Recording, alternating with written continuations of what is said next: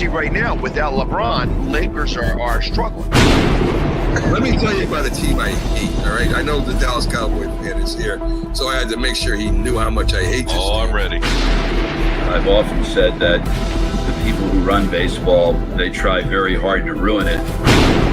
I'm from Brooklyn. I don't have a problem saying it to his face. Oh, I'm from Brooklyn. Hey, you guys any...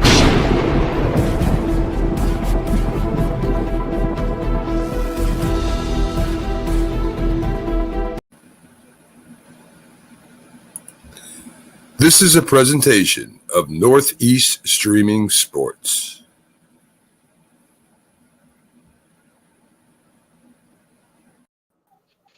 What's up, everybody? It's another episode of Coast to Coast. I am your host, Pags. Obviously, the new man in the middle for this upcoming week. We got Jay, who actually shows up on time, and we got Stat Guy as well. He's joining us today. How you guys doing today? Well, I'm certainly doing better than Texas was doing when Texas Tech University started throwing bottles at them on the court. What a way to go out, Texas Tech. Good. Wow, that's a great way of starting there too. Is that what happened? What, yesterday? I didn't get the exact day of it, but it's very, very recent. Like this was put out yesterday, or it's put on the 28th. So yeah, it must have been yesterday. Texas beat Texas Tech, and so Texas Tech responded by throwing bottles on the court at them. Keep it classy, Lubbock. There you go. And Stat Guy, my man, tell everybody about yourself, obviously, because you're new here. Yeah, so the name is Dustin Reese, but people call me Stat Guy. I've known Jay for probably 3 years now, so we work kind of together on the Elite Sports and Entertainment Network. I cover the Chicago Bulls, Chicago Bears, and Chicago Cubs for one of my jobs, and do a lot of other writing gigs on the side as well. Nice. Awesome. Well, welcome. Happy to have you here. Like I said, if I know you with your stats is all perfect there, right? So he's going to bring a lot to the show and help us out this week while Bo is in Hawaii working on his tan. Got my damn so God bless. They get to go on vacation. So anyways, you know what? I was going to go ahead. We talked about this, and we might as well bring it on up right now. Obviously, we're talking about Jefferson and possibly get him getting traded or him not wanting to re-sign and such like that. And yesterday we were talking about how the running backs right now are going to be like way too much, are not going to get paid enough. That's what I think. That the price tag is going to go.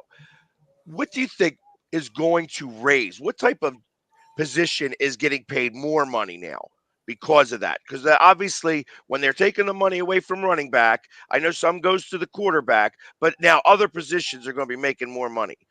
Out of all the positions besides quarterback, are they spending enough money or too much money now on wide receivers? Do these wide receivers really deserve $20+ million to be part of the offense? Yeah, that's a good question, right? I mean, I always thought the two biggest guys on the team are your defensive captain, which is typically sometimes your linebacker or your defensive end, and then your quarterback. Those are your key areas. And then, but when you start looking at the offense, if you get outside the offensive line, then you really are talking. But it's got to be that one guy that it's got to be like a Tyreek Hill, or it's got to be like a Justin Jefferson or a Cooper Kupp. Those are the kind of guys I think you spend money on. The ones that really change the team, not the ones that are, in that middle area, right? So I think you spend it wisely. If it's a game-changing guy, yeah, I think he's going to get the Quan. That guy? Yeah, I agree. I think wide receivers, for the most part, are paid more than what they should get paid. But when you have a guy like Tyreek Hill, who there's nobody else in the league like him when it comes to his speed, he's worth what he's getting paid. You look at what Justin Jefferson has done his first 4 NFL seasons, where he's basically set every single wide receiver record you can think of. I think he's worth what he's going to get paid. But the one position that I really think is going to start getting paid is the edge rush. Because now now you see all these teams that are kind of going with like the Danielle Hunters, going with the Khalil Max, and kind of those players that are too big to be a linebacker but too small to be a defensive lineman, but they're pass rushing specialists. With this league becoming a pass first league, you're going to want to start paying those pass rushing specialists to get after the quarterback. So with the increase, I know that because the Eagles always spent money there. That was one of the things that we did was our defensive line, our offensive and defensive line.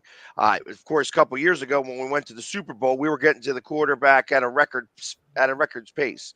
Last year, we couldn't get really any pressure whatsoever because they just beat us by doing the quick release, quick pass. You get coming some of those quick ones, or you have our edge rushers going out into coverage, which is ridiculous as well.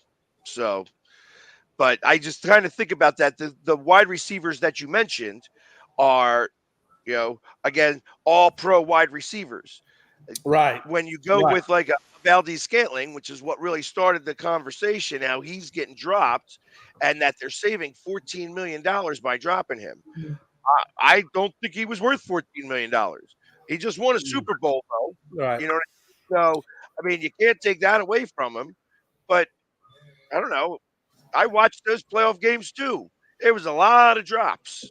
You know what I mean? There was a Yeah. lot of. No, it was. It So was. And that's the thing, though. I don't know if you give a third option receiver, wide receiver one money, and that's really kind of what we're talking about is the wide receiver ones really deserve it.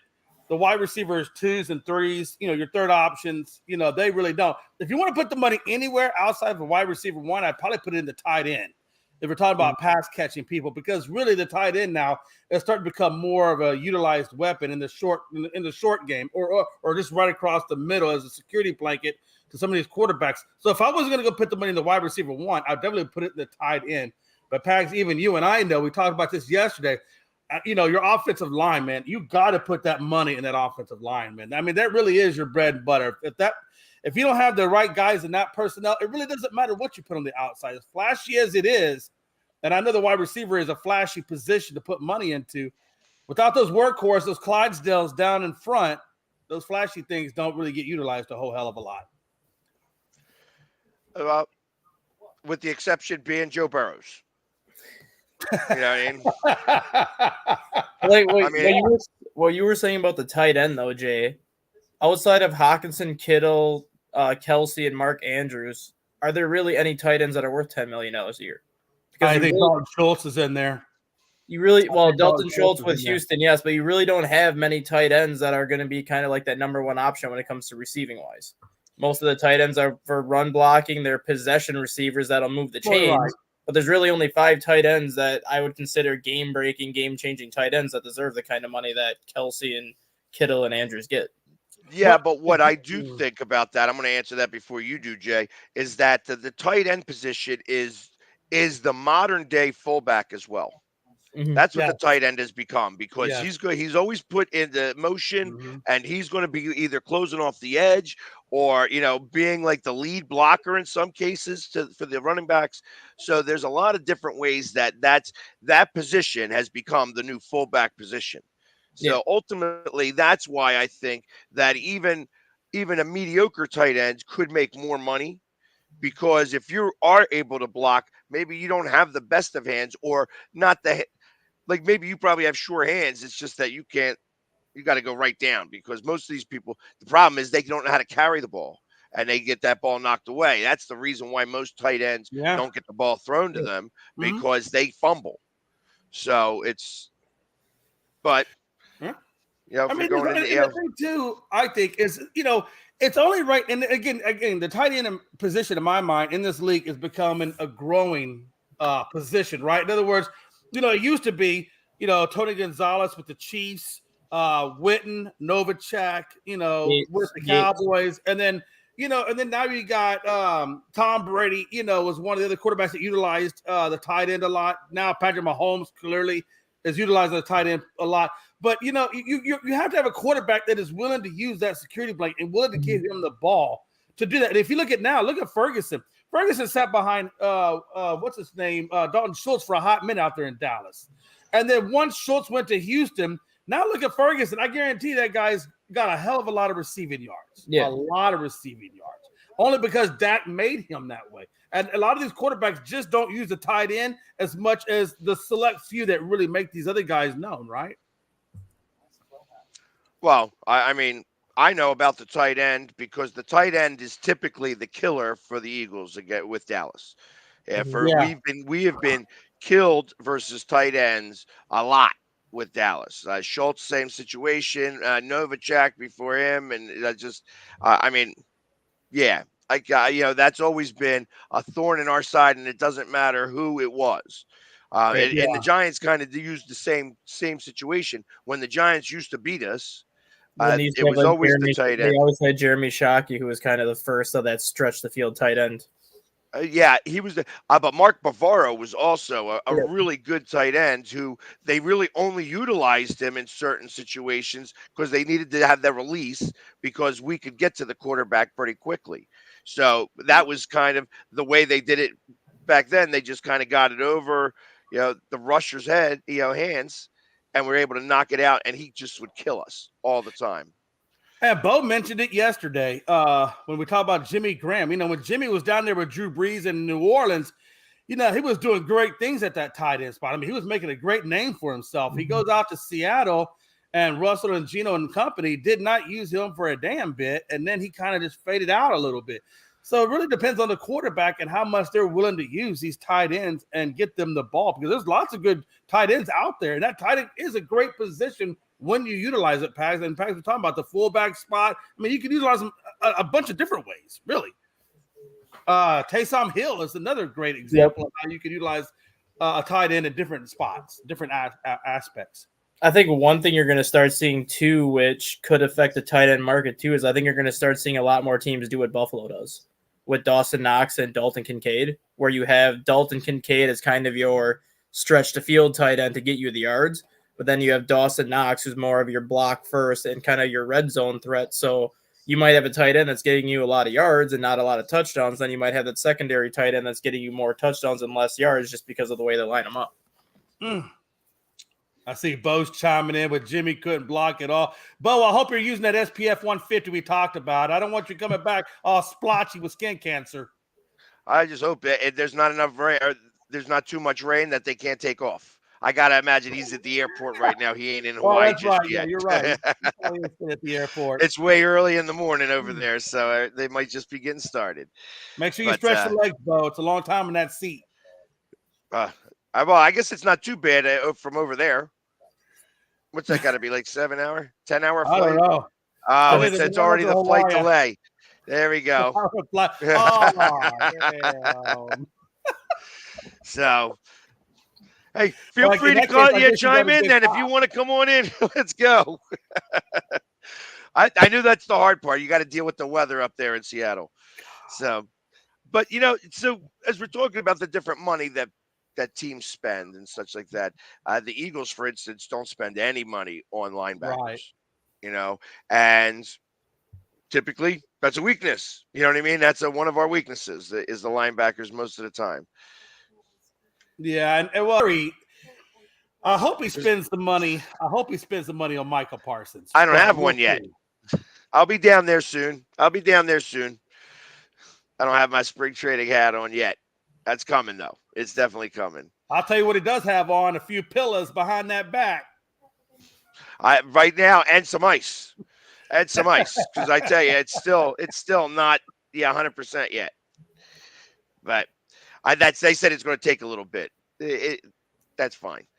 But anyways, like I said, we don't spend any money on the linebacker position. No. So I mean, if with that, obviously, then you got to spend the money on the cornerbacks. You got to make sure that the cornerbacks can cover. You know what I mean? Are able to get interceptions, and that your defensive line gets into the quarterback. So if you're going to spend that type of money, that's where I kind of think it should go. However, you can't just let the middle wide open.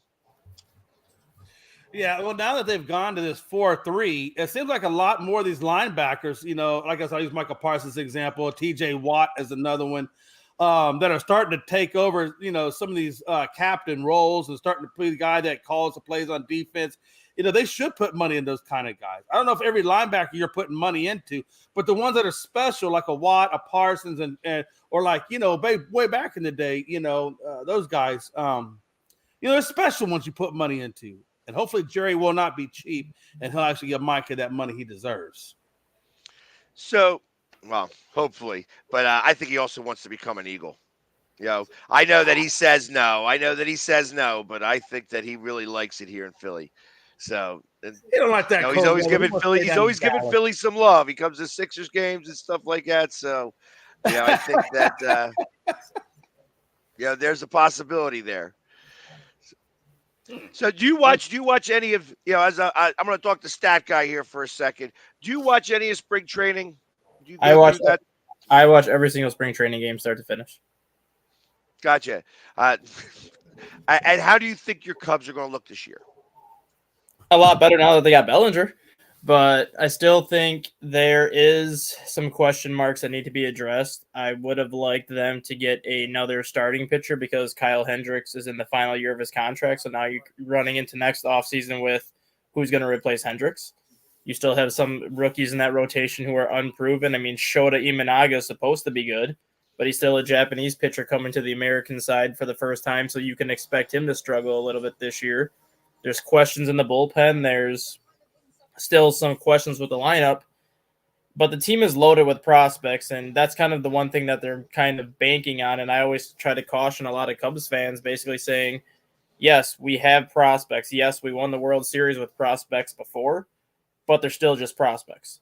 They're not all going to pan out. You never know how they're going to pan out until they get to the show, but you can't put all your ducks in a row and count on these prospects to lead you. You still need some of those veteran presence in that lineup to help you.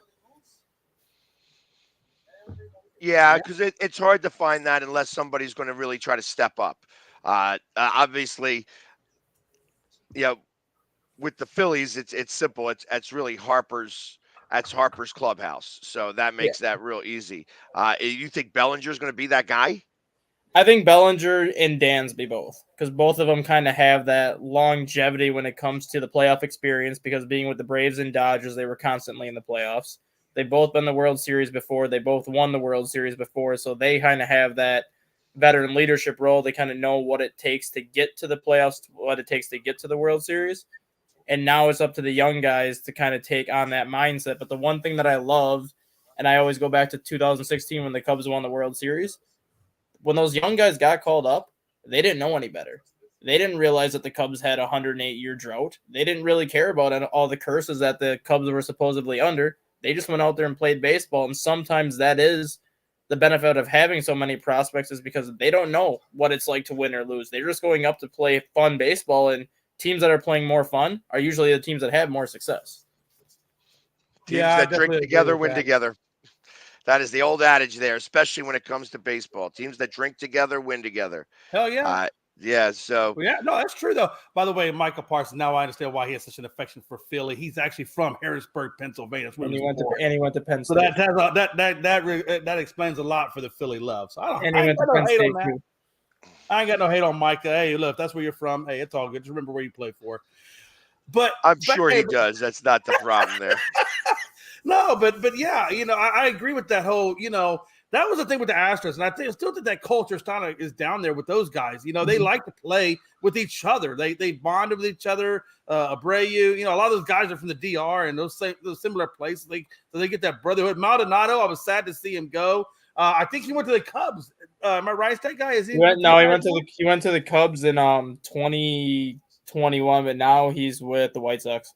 Or the White Sox. I knew he went to Chicago. Okay, the White Sox. So, yeah, I was sad to see him go because number one, he's a great baseball mind behind the plate. The guy's just phenomenal. But number two, he really had a great chemistry and culture. So I think he's going to put a good culture out there with the White Sox. He really has that fun, love of the game attitude, which is infectious.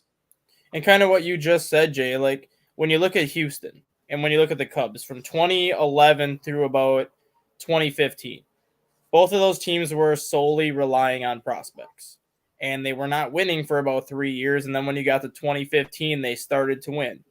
What were the two moves that basically put those teams over the top? The Cubs got John Lester, which was basically the veteran presence that clubhouse needed, which was really the guy that had the playoff experience that they needed. And Houston got Justin Verlander. Once those two guys were picked up, it's kind of when you saw that culture change for both teams, where yes, they had the prospects, but they finally started to bring the veterans in. And Houston's done a good job of that basically ever since, of keeping that culture going. The Cubs kind of went through a mini rebuild when some of those prospects, I think, peaked a little bit too soon and never really adjusted back. But now you're seeing the Cubs try to go back to that by adding guys like Dansby Swanson, adding guys like Cody Bellinger, trying to get that veteran presence back like John Lester was when they initially signed him. Yeah, definitely, because Houston has at the time had a very young South American pitching influence, right? In their starting lineup. And then we got in Greinke and we got in Verlander, and those two veterans alone really did give those young guys, a lot of help. And they have a really great pitch and developmental staff as well. But that veteran leadership that those two guys, in and of themselves provided, you're right. It was insurmountable. So I got a question. Have they announced him yet? Like, has he been announced by the team? Bellinger? Yes. Like, Yes, his press conference is tomorrow. He arrived at the facility today to basically just tell the team he's back, tell the team he's here, and then his press conference is tomorrow. Are you concerned at all that you may have a little bit of, I'm not going to say disgruntled employee, but somebody who may feel like he's underpaid? Not at all, because that's why they gave him the 2 option years. He can opt out after year 1 in the deal. If he has another great year like he did last year, he's going to opt out and hit the market again. If he ends up getting hurt, or if he ends up kind of having not really a subpar year, but not quite as good of a year as he expected, then he can opt in for year 2 and go from there. So it's one of those deals where $30 million a year I'm okay with. I just didn't want to give him a 7-8 year deal because you still had those 3 years in Los Angeles where he did next to nothing. And I don't want to be tied with a player who, if he's going to perform terribly for 4 years out of a 7-year deal, you become a $120 million paperweight at that point. So if I'm going to have you for 3 years and you struggle, it's only 3 years. And then we can take you from center field, move you to first base, because we have Pete Crow Armstrong, who's going to be the center fielder of the future anyways. So at least having him on a short-term deal, he also gives you that flexibility to move around too if need be. Do you know if he had a no-trade clause in that contract? Does he have a no-trade? Because I'm thinking that even if he didn't pan out, they could always trade him as well. I mean, he still has value. There's not a no-trade clause in there because of the options. Because it's basically if you want out after year 1, you can go out. If you want out after year 2, you can go out. But if he's going to opt into that 3rd year, they're not going to trade him at that point, because chances are if he opts into that 3rd year, 2 things are going to happen. Either A, he's struggling mightily, and that's the only reason why he's staying on the team is just because he's guaranteed to get money that way. Or option B is he's performing so well, the Cubs and him worked out a long-term extension to keep him beyond that 3-year deal. See, and that's where I get a little questionable, because obviously that's why you want to see what his demeanor is like, because that's why I asked if he had spoken yet or not, because I think that you may want to I would pay a little bit of attention to that, specifically because it was a higher profile thing. And then you have your agent kind of deciding to go say, wah, these teams don't want to pay for players anymore, and using you kind of as that thing, like he's using Snell the same way. I feel like that they are, the market is kind of doing some correcting a little bit, and he now is the poster child for that a little bit. I'm not worried. I'm not worried about it too much, just because he said from the beginning he wanted to go to Chicago. But I think what he realized this year when it comes to the market is it's not necessarily that signing players to a long-term deal isn't there, because you saw that last year with Xander Bogaerts, Trey Turner, Carlos Correa, and a lot of those deals that were giving out last year. It's more so of what his agent does. Obviously, his agent is trying to get him the most money as possible, because that's your job as an agent. But what Scott Boras does is he looks at the year that Cody Bellinger had last year and basically said, this is what my client can do for you. This is the type of player he can be. This is what he's worth, because if he does this every year, this is kind of what his market value is. But what Scott Boras fails to do is he fails to look at the whole picture. He fails to look at those 3 years that Bellinger did next to nothing in Los Angeles and basically says, my client was a rookie of the year. My client was an MVP. My client was the defending comeback player of the year. This is what he can do for you. Well, everybody else is looking at those 3 years in Los Angeles. Granted, some of them were injury plagued, but everyone else is looking at his whole body of the work and say, okay, yeah, he's given us 3 good years, but he's also had those 3 crappy years in between. So if I'm basing his success on the 3 good years, yes, then he's worth $30 million. But if I'm basing his success on his 3 bad years, he's worth maybe $5 or $6 million. Average those in the middle, that's an $18 million a year player. So Boras needs to kind of start understanding that teams are now going to value players based on their entire body of work, not just on the success they're coming off of on that contract. What they should be doing, because And especially with age too. I mean, age has to come in to be a factor as well. Especially with Snell and Montgomery because they're already 32 going on 33. It's not like Bellinger who's 28. Which is interesting because Well, Pags, yeah. do you think that right now it's rumored, especially with that contract, that the Yankees are looking at giving Snell? Do you think Snell winds up becoming the Yankees? Do you think it's going to wind up happening? I'm trying to figure out why it hasn't happened yet. Because he won't budge from that 9 years at 270, and the Yankees counter was 5 at 150. He's still getting the $30 million a year he wants, but he's not getting the 9 years. He's only getting 5. But I'm like, you're 32 going on 33. Who's going to sign you till you're 42 years old, not knowing how you're going to be when you hit 38? And why wouldn't you want? Actually, well, I understand. He's paying forward is actually what that is. I feel like that he's overvaluing. He's like, hey, if I give you all of my stuff for the next 5 years, that's really worth $270 million. And again, the same situation there. Blake Snell was terrific this year in San Diego, which is why he won the Cy Young. But in 2021 and 2022, his first 2 years with San Diego, he was the worst starting pitcher in the National League. So what Blake Snell are you going to get? Are you going to get the one that was on a contract this year that was looking to prove what he was worth? Or are you going to get the Blake Snell that you had the previous 2 years who was a complete liability in the rotation? That's a hard question to answer.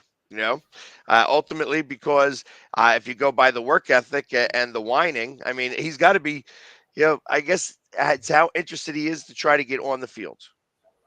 That's because ultimately he's got to be working out somewhere. That's what I would be doing. Right. If you're getting ready to start the pitch, or are you waiting to go in there? Like, are you going in guns a-blazing, or are you going in, I'm 2 weeks behind? I think he's waiting, and the benefit that Cody Bellinger had too is he lives in Arizona.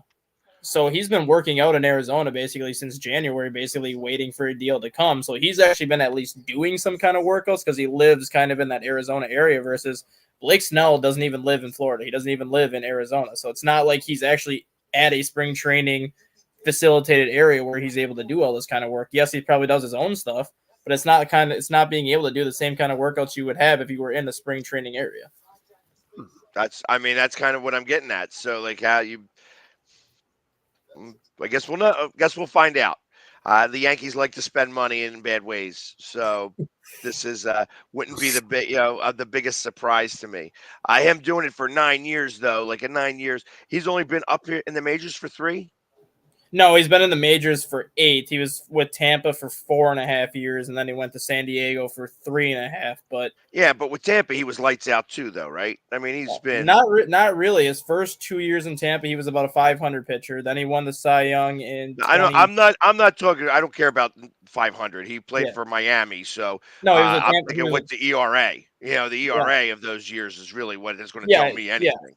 Yeah, and then his last year in Tampa, he struggled, which is why they traded him, basically. And then his ERA was horrendous the first 2 years in San Diego before this year. They're getting used to the park. I mean, I don't know that park at all, so I don't know, like sometimes, for instance, Castellanos, I always kind of feel that when a batter, same thing with Trey Turner, it's a superstitious type of thing that I think about with players. And I think like Trey Turner, for instance, I feel like that he paid for not wearing his hat to the opening press conference. You know what I mean? And he had a really bad, start to the season. And it sounds so weird for me to put those two together, but that's what I did. I was like, you didn't wear the hat on the press conference because you said that your wife, got your hair done for you. Or you're like, well, it was like such a weirdo thing. And I'm like, we just paid you $300 million. Put the friggin' hat on. You know what I mean? Put the hat on. That sounds like a rich man's answer. I'll tell you though, park really does matter because I'll tell you, if you go down to Minute Maid, which is such a small park, man, you especially on that left field porch, man, like you have to really be a good pitcher because it's so easy to just knock dingers down that left field side and get them out quick. Yeah, with San Diego. San Diego is one of the toughest parks in baseball to hit home runs out of. It is a pitcher's park, and Blake Snell's ERA at San Diego was a 5.23. I So think that Coors right, Park. Is it Coors with the Rockies? Don't they have a small field as well? no, they have a big field, but because of the high elevation, balls fly out of there anyways. Like it's nothing. But yeah, Okay. Okay. Petco Park, and Oracle Park in San Francisco are the two hardest parks in baseball to hit home runs out of. And yet Blake Snell's career ERA at Petco Park was like a 5.13, which So could you imagine that's kind Blake of the big Snell? concern. Right. So could you imagine what Blake Snell's, if that's the case there, could you imagine what his ERA would look like if he was pitching for the Stros at Minute Maid? It'd be about a 7 or 8. Yeah, it would be So blown way out of proportion. I tell you, and it's like when I think of that team, that San Diego team, they had a lot of inner strife. That's and I'm just as I think about like what was going on with that because remember we were reading about how the two superstars were fighting with each other. There was that Oh yeah. video that went out in Yeah. 2021. That type of Was it stuff. Soto? Well, not Soto. It was Tatis was in wasn't Tatis one of the ones that was having the Tatis issue? Machado. Machado. Yeah, Right. it was an ego situation. So like that, I can kind of understand maybe why that team kind of quit on itself. And that ultimately you still got to field the ball. You know what I mean? So Right. That's just so much talent to have on one team and not do anything with it. Had that much damn talent was ridiculous. Josh well, Bell that's why. over at first base. Interestingly enough, that's why Soto played such a big part for them Right. because he was able to kind of quiet them both. It's like, yo, there we are, yo, chill. You know what I mean? I think he was. I think he was a calming influence to the egos. Yeah. You know what I mean? So, because that's really what it came down to is that the egos ran that lot, ran that clubhouse. Yeah. More so, I think Tatis' ego ran that clubhouse just because that guy still has yet to grow up since he signed his $14 million contract.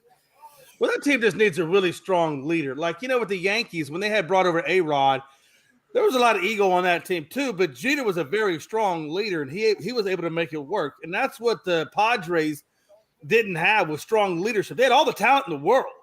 They just didn't have the leadership to put it all together or the cultural development to put it all together. I mean, they did have a leader, but they didn't realize he was a leader until after they got rid of him, and he just retired 2 weeks ago. Yeah. Eric Hosmer was the leader of that team. Granted, he was terrible offensively, but he was that veteran leader of that team, which is when you look at his, not last year, but 2022, which was his final year in San Diego, there's a reason why San Diego made it as far as they did that season. And that's because Eric Hosmer took a lot of those younger players under his wing when they got close to the postseason and basically said, we need to be on the same page. We need to be at this level to be here. That was literally right after Fernando Tatis got suspended. He basically got all the team together and said, we can't be doing stupid stuff anymore. We have the talent to do something special. We need to just believe in ourselves and get here. And there's no surprise that San Diego struggled last year after they got rid of Hosmer. And that's the same thing for us. Michael Brantley, I was really sad to see him retire because he was a huge, good Lord, Amber Alert's like a champ. He was such a strong lead. And even if you put your phone on silent, the Amber Alert doesn't care. It's going to make it loud anyway. But Michael Brantley was a huge leader for the Astros and Philly guy. He you know this better than anybody. When we were going to Philadelphia, we were you guys were up on us. You guys were kicking our tail. And we went to that one guy, that was the one pitcher that was tipping his pitches. Yeah. That's like kind of. But Brantley, if you're going to be ready for it, I mean, they still had to hit him, and they rocked him, but Brantley's the one that took them in the clubhouse when they first got to Philadelphia before they played the first game of that 3-game series. Brantley put them in that locker room and said, look, we are not playing Astros baseball. We're not. And he got that whole team back in mode again. And then we went on to win the series. But I really think Michael Brantley was, and he didn't get the MVP, but I thought he should have got it just because of the leadership aspect that he got that team back on point. And you need that strong leader in your clubhouse. Oh, I agree. And I like that's why I kind of like how the Phillies team is kind of developed. I feel that depending on pitching, and I need my pitchers to not let up 6 runs. I think that this team is built to win games 7-4, 7-5. And I felt that it's always been built that way. So ultimately, I want to make sure that I have inning eaters in the beginning, good starting pitching, obviously, but inning eaters in the beginning, and just a guy that can close the door. And that's It's easier said than done. Yeah. Hey, real quick, I want to say a special hello to Miss Freebird. I know your son's down there at the airport, but thanks for coming on the show and hanging out with us. There you go. A blustery wet. That's kind of what I figured. It was going to rain because he's anything Yeah, to try to well, keep him here is what's going to I happen. mean, I will take the rain right now because it was 71 degrees and sunny in Wisconsin yesterday. Today it's 19 and snowing. Oh, Jesus. But isn't We that had Don't you love it when that happens? we That had a- 60-degree swing. Oh yeah, and then it's gonna do the same thing this week, and it's gonna be in the 40s tomorrow, then the 60s all week, and then it goes from 60 to 31 again on Monday. I'm like, I can't handle this crap. Like, how much snow are you getting? I mean, it was only like an inch or two, which isn't bad. It's just the fact that it was dropping like 5 degrees an hour, 5 degrees like every half hour overnight. It's just like, holy shit. Hey, look, you have the option to move. I don't want to hear your crazy crying. That's why I moved. I got tired of doing the ice scraping and the snow. I said, you know what? This is for the birds, man. I'm going back home. And you're in Wisconsin, you said? Yeah. Yeah, like that. What letter road? What do you mean? Why do you guys use letters for your roads up there? Huh. Well, I was on Fort Creek. Heck if I know. We got County Road N, and then we got Highway 41 and Highway U. I don't know. Maybe we were Highway U. That's what I was asking. It's. I think we read. I think we have. You go there, and all of a sudden it goes from numbers to letters and such like that. It becomes a whole different thing. They can't do anything like normal people up there. Well, We're not going to name this route a number. It's the HZ or the funny A thing is- or the funny B. thing is all the letters are the country roads. It's like all the country highways are like Highway H, Highway Z. So I think they're like, Yeah, oh, County Road we're P just going to use the Country Wisconsin. Road H. Yep. County Road P. I'll never forget. There you go. That's Sometimes they we just can like, find there a we cow go. and a tractor in the middle of the road as you're trying to go to work, and you're just waiting for one of them to go to the left or the right so I can go down the middle. And now we've gotten really creative. So now we have Highway 41, which is our main highway that goes down like through Illinois and everything. And then we have 441, which is a highway that takes you like up through Green Bay heading north. But then we have another highway that's Highway 96 if you go west. But if you go east, it's 00. Same highway, but one half of the highway is 96. The other half is 00. I'm like, can we not just come to a consensus agreement? It's Highway 96 here or what? Wisconsin. No, why do that? Why do that? You're in Wisconsin. The world is a different place. So I actually did travel around in Wisconsin for a little bit. I wound up in Green Bay. I came across I had to go through the UP to get to Green Bay because back then when I was traveling around the country installing computer systems from Kmart, I used MapQuest, and MapQuest showed a line going across Lake Michigan. So I mean, we're driving around, so we think that there's a bridge or something. No, it's a ferry. Yep. And the ferry, we got there. Yeah, but we were there in October, and they stopped the last ferry is October 1st. So we had made a decision. We could go up or down to go over there, and we decided to go up. So I did the Saginaw Bridge, or is that what it's called? The Mackinac Bridge? Mackinac Island Bridge, I believe. Yeah, and I tell you, that bridge is an amazing bridge to cross. There was the wind was so strong it pressurized the cabin in the truck. I'm like, wow, it doesn't even feel like there's any wind in here. Let's see what happens. I put the other window down. We flew across 3 lanes of traffic. It was great. There was no traffic, but we were on the bridge, and the bridge almost like blew us off because it was like all of a sudden there was a tornado in the car. I learned a little bit about air pressure that day. Well, I'll tell you this. For a town like Sheboygan, and Dustin, I know you're in Wisconsin. You know Sheboygan real well. Sheboygan has a lot of sports history tied to it that isn't really widely known. I told you, Red Auerbach coached games at the Sheboygan Armory, and then the MLB actually had the St. Louis Cardinals and the Cincinnati Reds played an exhibition game in Sheboygan. There's a lot of really good history, sports history, in Sheboygan, Wisconsin. Believe it or not. They still use that field for baseball too for the American Legion season down there. Oh, do they really? Mm-hmm. That's interesting. Little history you never heard about. Exactly. A little bit of sports history from Wisconsin. But you're not a Green Bay Packers fan. You're a Bears fan? No.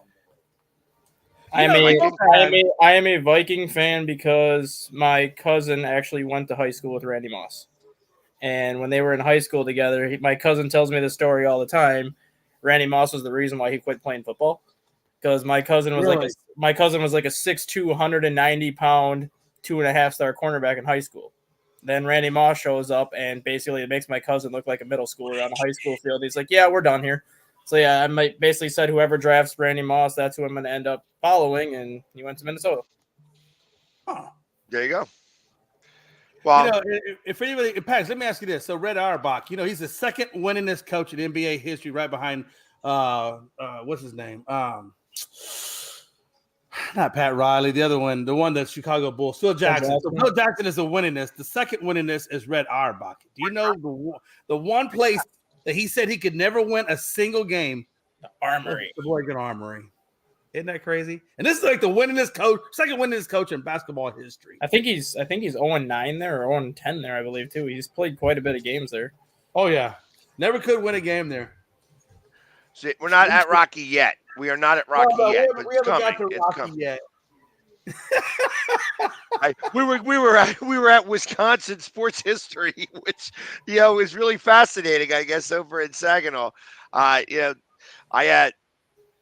to Oconomowoc. Oconomowoc. Yeah. Yeah, it depends on which part of the state you're from.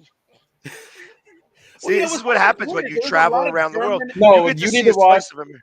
You need to go on YouTube and watch. I'll send you the video later when I can remember the guy's name. But this is a guy that's from like Florida. He's never traveled like north of Indiana, and they put him through the Wisconsin city name test. Gave him the hardest names like Oconomowoc and like all these super hard names that we know how to pronounce. There, he just looks at the city, Oconomowoc, Oconomowoc. And I'm like, nope, we're good. Well, you know what? Hey, those Indian names are hard because that's what Wisconsin is, Indian and German. I mean, every damn city is hard to pronounce. It really is. Except for Sheboygan. I mean, that was always a pretty simple one to, or Oshkosh. Yep. That was a pretty simple one. Or Milwaukee. Milwaukee's an easy one to do. But everybody knew that from Laverne and Shirley. So. God, I forgot about Laverne and Shirley. See, we got to bring in the Laverne and Shirley reference. No Stallone today. We're going old school 70s sitcoms. Yeah, so there you get Laverne and Shirley.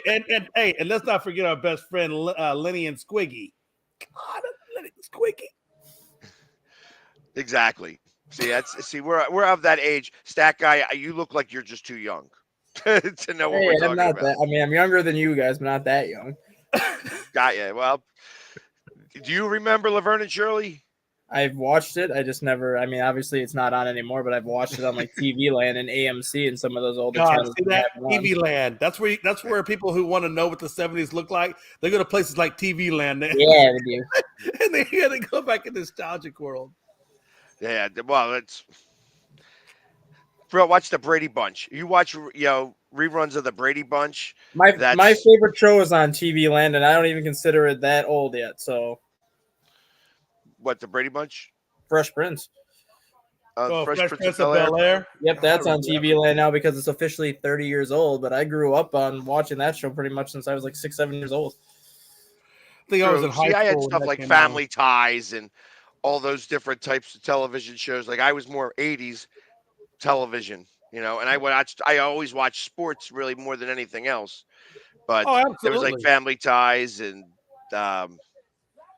Family Matters, I guess. Remember the A-Team? I love that damn show. That's back when Mr. T was Mr. T before Mr. T was Mr. T and Rocky. Right. Yeah. Well, I was going to say the A-Team. A-Team was great. I wanted that band so bad. MacGyver. MacGyver. Yeah. Gilligan MacGruber.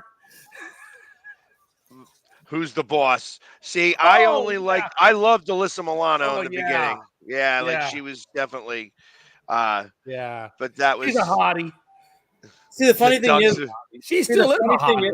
The funny thing is you guys are talking about these kind of shows, and then when it comes to like James Bond, I love the 60s and 70s James Bond movies over any of the new ones. I will watch the Sean Connery James Bond movies before I will watch any of the new ones. But that's because the storylines were always better. I just think it's more like the way the movie should be, like the way Pierce Brosnan and Daniel Craig have done it now. Like I think it's too, not necessarily futuristic, but it's too non-realistic realistic in terms of if you were a spy versus like Sean Connery. Those movies legitimately looked like he was a spy. It wasn't anything over the top. It was just kind of the typical things you would expect a spy to go through. Yeah, I could go with that. You know what I mean? So I mean, I like them. I like them all actually. I feel that as it gets older, as it evolves, it kind of still has a lot of that cool stuff too. Especially the recent ones. I kind of felt like the Pierce Brosnan looked a little fake and stuff like that. When you start blowing up bases and stuff like that by yourself, it becomes really Yeah. not Mhm. real. No, you You know know what what I I don't mean? You're like? not. And I don't like the knockoff crap that Tom Cruise did with Mission Impossible and all that. I mean, that's just a whole other level of.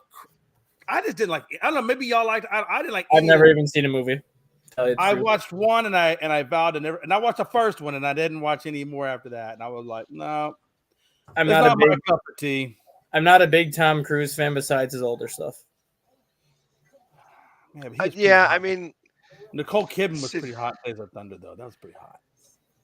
Like and I never saw Days of Thunder. It was, Days of Never, it was, never. it was, you know what though? But I thought he did a good job in all the right moves. I thought that was a pretty good. like Days of Thunder, Jerry Maguire, and Top Gun were like my 3 favorite Tom Cruise movies. See, and I think Risky Business was probably Risky Business better was than good that. too. And what Yeah, was the like other that one kind of that put he him on played the in? that put him on the map actually. What was But that, what Jay? was the one that he was in when it was Patrick Swayze, him? I think it was maybe Rob Lowe. I think might have been in there when he was, and it was Pony Boy. Remember Pony Boy? Keep it gold, Pony Boy. When Ralph Macchio and then we're in there. Oh, what was that? Was it Lost Boys? Or that was No, it wasn't I the mean, Lost he was, Boys. Outside. he The was good. He was good Outsiders in and Rain. He Outside was good in Boys. Rain Man too. I guess I've seen Rain Man too. He was good. Yeah, in that. Rain Man was good. Rain Man was good. But if you ever seen Yeah, Outside Moves, that's also a really good one. I don't remember that one either. Yeah, it was See, that was back probably like in the that was well, like in we the went early from television shows to movies, like old style movies. We were at television shows, but I guess that's happened with 007. Either way, I guess we could talk about sports. Like I said, there's not really much going on. So last night I'm at the Flyers game and the lights went out. Yeah. Yeah, It's always when that the was lights exciting. go out, man. What is it? I That's when you it, can it change the name to the Philadelphia Phantoms when that happens. yeah, well, that's kind of funny. Yeah, so it's like the lights go out, they stop play, and there's enough light that's going on the center ice, but not anywhere else. Like everything just went out. We're all like, well, and like I'm yelling at the goalie and stuff like that. I felt like that was a good day for me. We were getting to Vasilevsky, and of course the lights go out. Andrea Vasilevsky. It's not as bad as the Indiana-Wisconsin game last night. What happened there? Fire alarm went off 5 minutes into the game, and you had sprinklers going off inside the building, so the court had water all over the place. They had to evacuate the building because the fire alarms went on, so the game was on like a 65-minute delay because everyone had to get out of the building and they had to wipe up the court. See, that's fun. That's fun right there. Was that televised? Was that nationally No, televised? I think it was girls. So if it was on Big Ten Network. So I mean, it wasn't like on national. That would be hysterical to watch, though. I'll start looking for that. Somebody's got that video. I think someone's got a photo of it too, what the stadium looked like, or what the assembly hall looked like 15 minutes after the alarm got pulled. And there's like one person in the seats, everything else just empty, like COVID again. Well, I guess he had no sense to get out of the rain. But anyways, so with the so you were talking about earlier, since we're going to keep going about baseball, I want to talk about baseball because it's baseball season. You know what I mean? I understand hockey and basketball is here as well, but it's baseball season. And you're saying that I got these lists. I guess they came from you, Stat Guy, about what the new realignment would be. And so here, let's just to go like this. On the AL East, it would be the Yankees, the Mets, the Toronto Blue Jays, and the Red Sox. Yep. And then in the NL East would be the Orioles, the Phillies, the Expos, saying that the Expos from Montreal, I assume. Yep.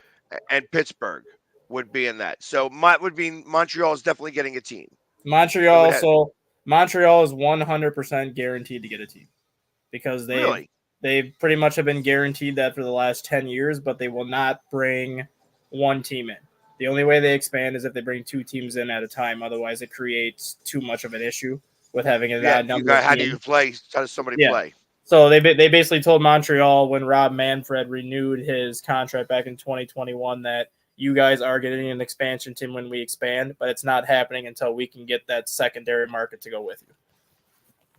Got you. And that's why you're saying Nashville is going to be that second one. I honestly thought they would go out west. I thought it was going to be Vegas or Portland, but with Oakland now relocating to Vegas, Nashville makes sense just because Nashville's starting to get a lot of that traction because that's kind of the one area of the country that doesn't have baseball. You have Louisville, you have Nashville, you have Charlotte. All of those are three of the top 10 cities in the southeast part of the country, and they don't have a baseball team. One of those markets is going to get it. I thought Charlotte might get it, but it seems like Nashville is the one that is ahead of everybody right now. Plus, Nashville's more of a destination spot. Yep, and that I think You is know the what I mean? big thing too. So, but in this realignment, there really isn't going to be an AL or NL anymore. They're still going to Ultimately. call it an AL NL just because you kind of have to, because you have to have, like when you get Two to the playoffs, you conferences. have to have two conferences. So they're going to call it the AL NL, but they're going to do it a lot more smart now. It's going to be more geographically aligned where every team in your division, like the Blue Jays, Red Sox, Yankees, and Mets, they're all kind of in that upper quadrant of the country. And then Philly, Pittsburgh, same state right next to each other, basically. Montreal's not that far from there, and then Baltimore is not that far from Pennsylvania. So those four teams are kind of going to be grouped into their chunk. And when you look at some of the other divisions, all the California teams are going to be grouped together. Houston, Texas, and Arizona, I believe, they're kind of all grouped together. They're like kind of playing the whole geographic move to kind of cut down on travel, but they want to, I think, bring in some new rivalries for the fans to try to get baseball to kind of get back to where viewership was during the steroid era when viewership was at an all-time high. Yeah. And it's interesting that the Astros and Rangers are now going to be moved over to the National League on that side of the fence. And I think that's going to be I like it. It's okay. Like I said, it doesn't really matter if you want to call me NL or AL because like Pags, we always said, there really is no difference at this point. Yeah. Well, the Astros is one of the teams that have been on both sides. Mm-hmm. Yeah, literally. Yeah. So if we want to go back to the NL and you want to put the Rangers, I like the rivalry between the Astros and the Rangers. You know, it needed to be a rivalry because literally it's 45 South or 45 North that connects our two cities, and I love that. It's great, and even more so, it almost reminds me of a Red River shootout type of thing. But we're not on the Red River, but that type of to bring those two cities rivaling against each other is great. So, hey, I'm just seeing this right here. Charlotte sells out every AAA game. And the reason probably for that is because of the price point. And that's another reason why I thought Charlotte would get a team over Nashville is because their AAA stadium is as close to MLB standards as you can get. All they would have to do is add one more level and it becomes MLB standard. All these other stadiums have to add like 20 to 25,000 seats to get it to be MLB standard. Charlotte Knights Stadium is 22,000 right now. MLB standard is 32,000 seats or more, so they would just have to put one more level up there to get it there. It'd be an easy addition to do on that stadium to keep that stadium in place. I just see Nashville being the better place to go to, just for if nothing else, the economics. Yeah. There's more money in Nashville than there is in Charlotte. So baseball is going to make way more money in Nashville than they would Charlotte. Not to say that Charlotte doesn't deserve a team, but I think from a financial standpoint, it would be more beneficial. And like you said, in that part of the region, there really isn't a whole lot. So that would be perfect. You put a team in Nashville, you're going to attract people from Louisville. You're going to attract people from Charlotte. You're going to attract people from Arkansas, from South Carolina, pretty much all these states that don't have a team where, like, South Carolina probably roots for Atlanta because it's the closest team. But Arkansas is kind of in the middle of nowhere where Missouri is the closest state to Arkansas. So do they root for St. Louis or does Arkansas root for Cincinnati at this point? You throw a team in Nashville, well, now everybody in Arkansas, for the most part, is probably going to be going over to that Nashville side because it's a lot closer drive. Yeah, but all right. So then I'm going to ask this question: are you really interested in playing, a 13 pack with the White Sox? It wouldn't be. So they said they're talking. They haven't decided how they would do the schedule yet for if you have a 4-team division. They did say if they go to an 8-team division, because there's also 4 divisions of 8 that are being talked about. So the NL East and the AL East would be grouped into one division, and they would just call that the Eastern Division. And then you would play the other 7 teams, not counting yourself, obviously.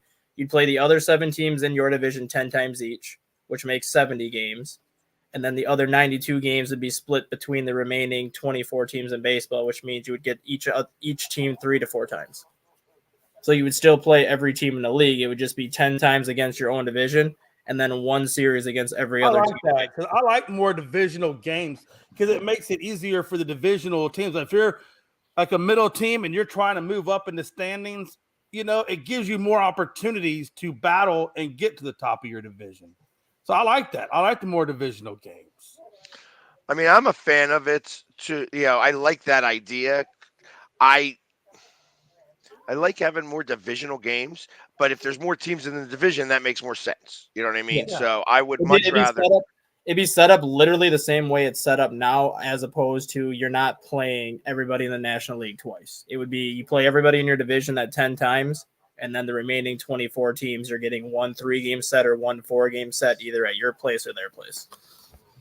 And one thing I like about that as well, and I think really last year really proved it, was, the Rangers and the Astros were so close, and it was literally just a fractional of a game that put Houston where they were and the Rangers where they were. But I think we had more divisional games with teams that are at the top of the division where they're so close like that. It really gives the true person the opportunity to represent the division rather than, a couple of games and then that's what we got. So I like the more divisional games. I think it's way more competition in the league. And I think you get a more truer sense of who should be the divisional winner versus, the guy who comes in second and, goes that route. I just look at that. So, I mean, I understand going with the 2 bigger divisions of 8 teams. However, I just see one of those divisions, like you're putting the Red Sox. Ultimately, it could be Yankees, Mets, Blue Jays, Red Sox, Phillies, Expos, Orioles, and Pirates in one division. And then putting the Braves in and the Astros, really. Braves, Astros, Rangers, Royals, Nationals, and Nashville, whatever that becomes. I feel like that there's too many different opportunities for how would they do the playoffs in that regard? That becomes the question. So you would have your 4 winners, obviously. So that's going in small divisions. So if you win small divisions, you would have your 4 winners, and then you would have 4 wild cards. So they would go with an 8-team playoff format. Now, if you go with the 2 bigger divisions on each side, you would have your 2 division winners, or whatever you want to call them, your 2 pod winners on each side, which would be the 1 and 2 seed, and then it would kind of be the next 6 best teams. So then it would be the 1 and 2 seed. So the 2 pod winners would have a bye, and then the next best record would be technically the 3 seed. They would play the worst remaining team and just kind of shift it down like that, kind of how the system is right now. Yeah, you know what the one thing I like about that is, and I think the NFL shows it best. When they had like teams that were like less than 5 or under 500 getting into the playoffs, I hated that crap.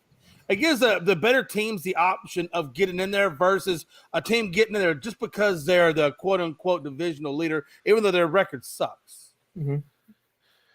Well, I tell you what, let's take a break and we'll come back and talk about this on the other side here. And I'll make it a little bit easier because that sounds like it's a lot longer of a conversation than just a 10-second rebuke there. Because I kind of like this, but I don't like it.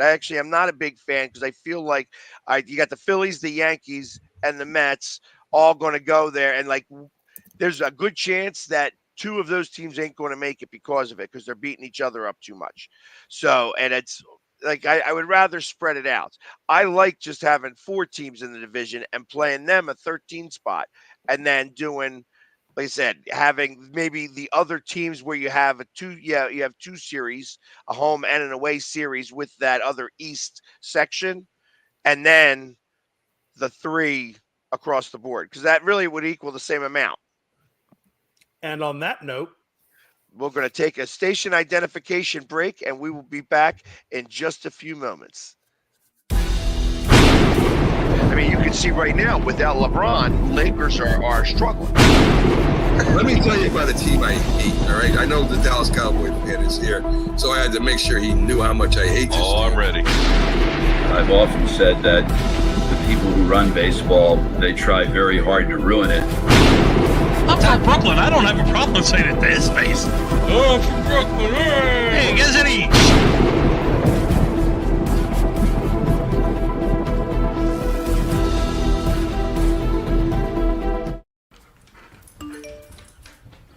Trisha's having a sleepover tonight. Can I go?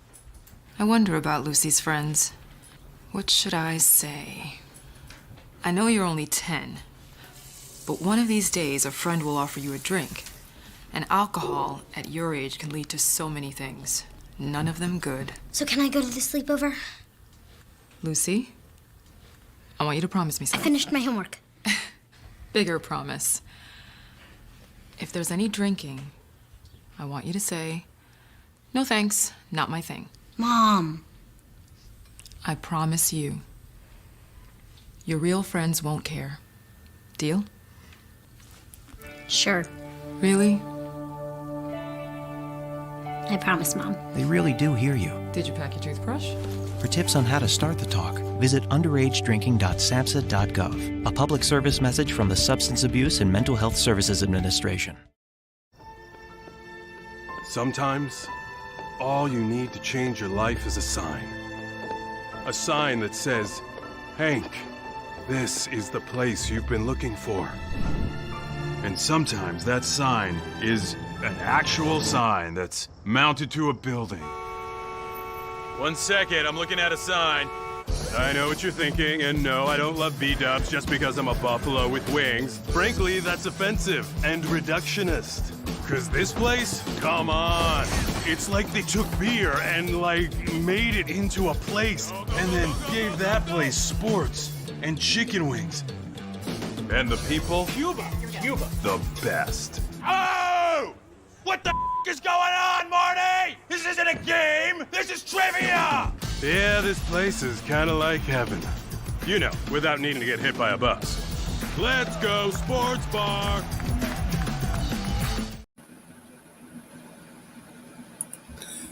This is a presentation of Northeast Streaming Sports.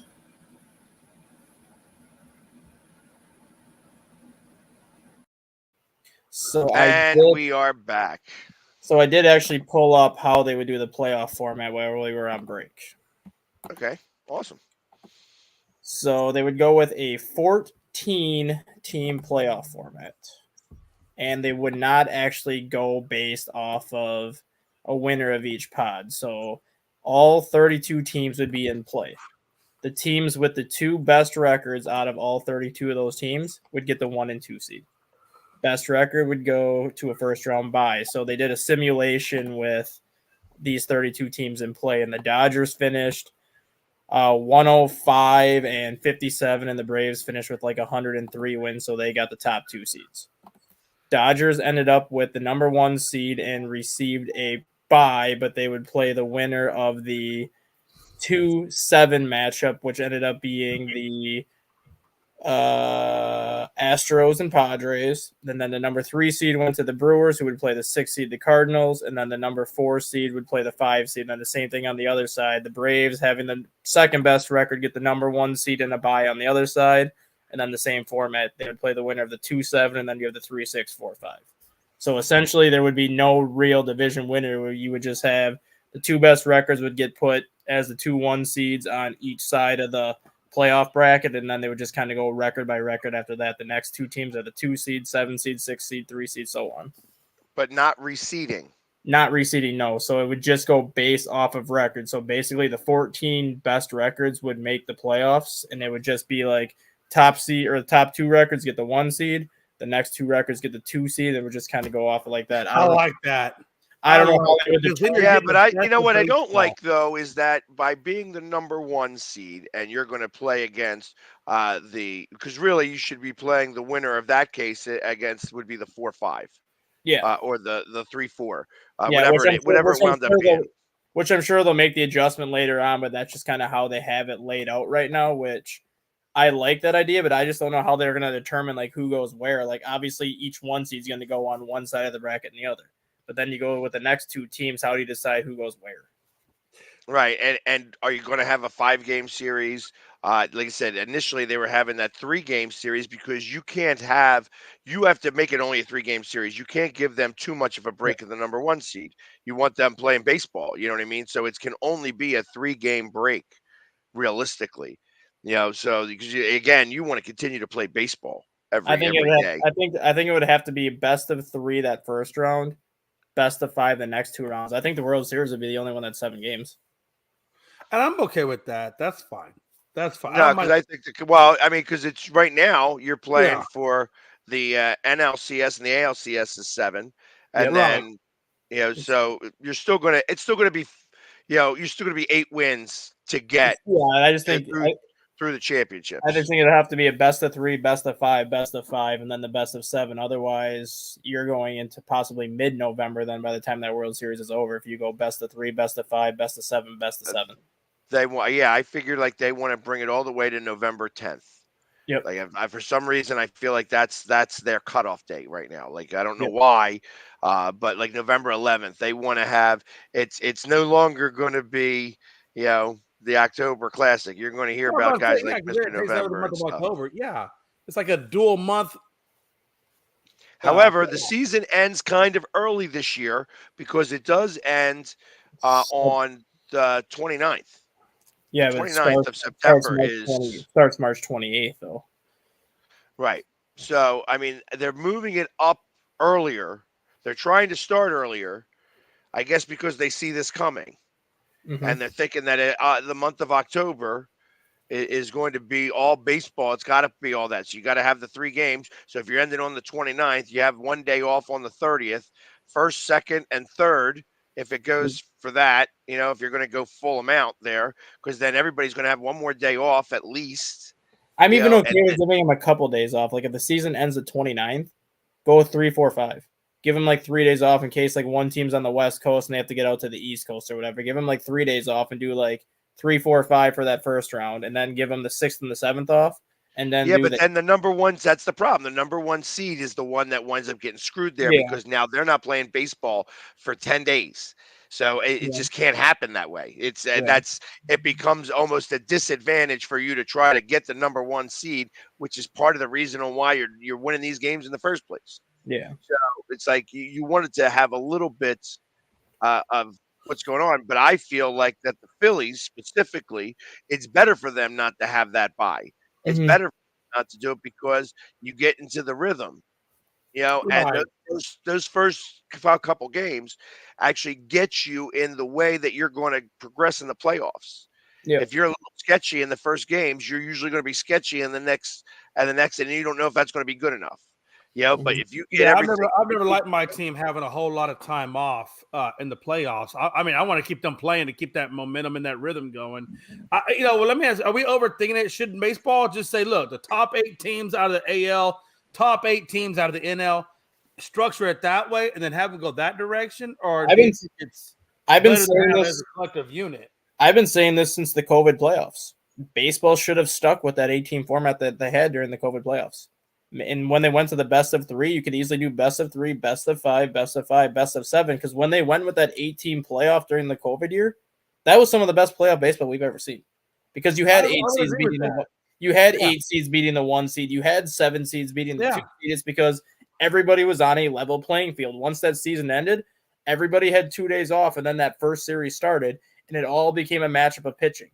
You could have had the best offense up against the worst offense, but if that worst offense had a better pitching staff, that's what made the biggest difference. And I think that's what baseball should continue to do with, because that's when I think their playoff format worked perfectly. Because this is how I feel. I don't know how you guys feel. Baseball plays. I just don't think we have to overly complicate it. No. I think it should be best 8. Yep.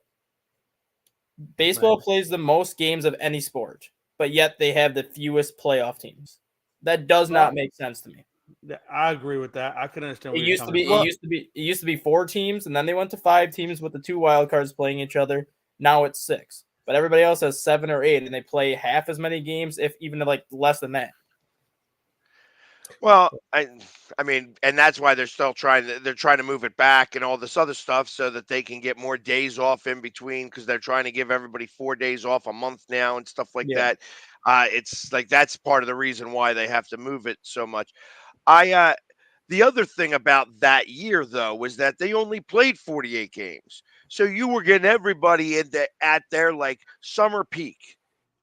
Yeah, Right, and right. it's again because Because you're around each baseball's other. streaky. Right. Baseball's streaky. That It's momentum. like Sometimes like look. Take the Astros for example. I'm using them because it's the best example because they were horrible. Pags. They were horrible at the beginning of the season. And then it literally took all the way to the very end, like literally that last month of baseball, before they became the team that went into the playoffs. Ultimately, they still lost, but it took them a long ass time. And I went through a range of emotions as to whether or not we could even get into the playoffs, at that point. And so I, I don't like that shortened season because baseball is so streaky. It's ups and downs, hots and colds. thanks for Stat Guy coming in. We'll see him again tomorrow. I know that he just kind of popped off. He said that he might have to roll. So thanks for coming in today. I appreciate it, and we'll see him again tomorrow. But I mean, there's a 14 team. I just don't like not having to play baseball. Like that's Right. like I feel like that's kind of what it is that you don't want to have happen. You go in on a hot streak, into October, and the next thing you know is you're waiting for a team to finish up. So I mean And, that's and I like I, what Robert just said about the Mariners. I mean, I think that's another classic example of a team that went through a lot of hot and cold period. Because there was a point in time, Pags, but that even the Mariners, and Robert will know this. Last year the Mariners were in top spot. That number one spot fluctuated quite a bit before we even got to where we were. Even though the Rangers ultimately proved to be the best team in the division, there's so much that happens over a course of 162 in well, baseball. I mean, you guys had such an odd playoff series We did, man. It was with them. It crazy. was like a very odd series. Like it And was that's the one team, Pags. If you said, Jay, who do you fear that? And Robert, I'm telling you, I'm keeping it real with you. What's the one team you don't want to play in the playoffs? It would have been the Mariners. The Mariners last year, they completely had our number. There was nothing we could do against that team. Literally. Yeah, but you wound up beating You them. know? I felt that whoever won that 18 inning game, that was going to be the winner of the series. Um, Obviously, because there was But just I think that right there, though, just take that one scenario where the Mariners didn't make it into the postseason, but they had a really great team that particular time. What would it have looked well, that like was had last we? year. Yeah, I mean, what would that look like had we had more entry level teams coming in, or not entry level teams, but just more teams in the playoffs? It's very likely that the Mariners could have made it to the top. Who's to say they could? They were playing at times really good baseball, Well, I understand that, but at the very end, when they needed to win more games than lose, they lost. and they did lose. They sure So I did. mean that's really what happened because it was a three-car race going right into that end. You know what I mean? It It literally was. went down to the last day. So I but ultimately Seattle fell back. I mean, because they played what? They played Houston and the Rangers. So they They played did both of those teams to get into the playoffs, and I think they won what 1 out of 5 or 1 out of 6 out of something of those two that nature. series. I believe so. Yeah, so it really they did it to themselves. I mean, I was kind of pulling for them because I did think they could make a wave in the playoffs. That if they made all they had to do was make it in, but you got to make it in. And sometimes I guess it became the hiney hole pucker. You start squeezing the bat a little too tight. And ultimately that's a real thing. That is a real thing. So Well, when they do add these expansion teams, and if they do actually do the league alignment like that they're talking about, I wouldn't mind seeing 8 teams on the AL and 8 teams on the NL, and then let's let that side battle it out and see who gets there. I think it's going to be really good for baseball. Yeah, I mean, it's just. I mean, I'm good with that. Yeah, I mean, because really, there should be no reason why an 8 seed beats a 1 seed. But I mean, I guess anything can happen in a real series like that. But I mean, what are you going to have a 3 game series for the first part?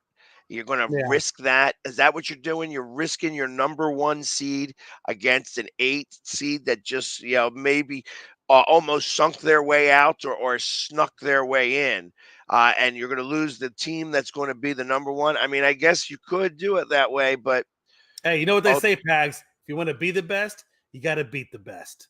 well, I know I understand that, but again, you're putting that 1 seed into a really poor type of situation. I mean, you're giving them, all right, now we got 3 games, 3 games.